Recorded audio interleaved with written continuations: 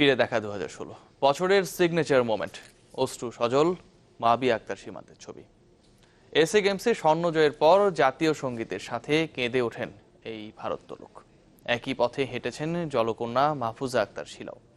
শুটিংয়ে শাকিল আহমেদ সোনালী গৌরবে ভাসান দেশকে, আর হকিতে হংকংয়ে ওড়ে লাল সবুজের পতাকা, AHF কাপের হ্যাটট্রিক চ্যাম্পিয়ন হওয়ায়।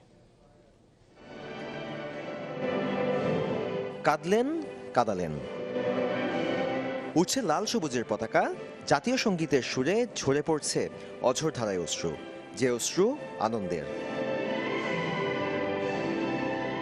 2016 দক্ষিণ এশিয়ান শ্রেষ্ঠত্ব অর্জনের লড়াইয়ে বাংলাদেশের হয়ে প্রথম স্বর্ণপদকটি আসে ভারোত্তোলনে মাবিয়া আক্তার সীমান্তর হাত ধরে।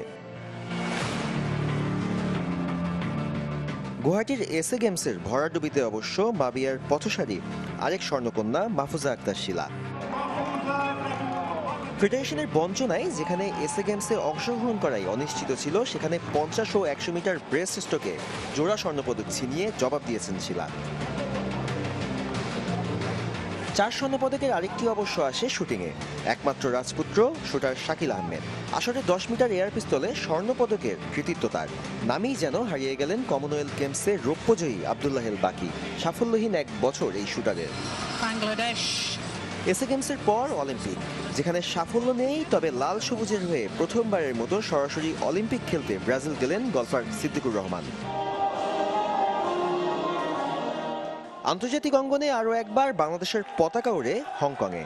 AHF কাপের হ্যাটট্রিক চ্যাম্পিয়ন লাল সবুজের প্রতিনিধিরা, সাথে 2017 সালে এশিয়া কাপে খেলার টিকিট মিলল জিমি চয়নদের।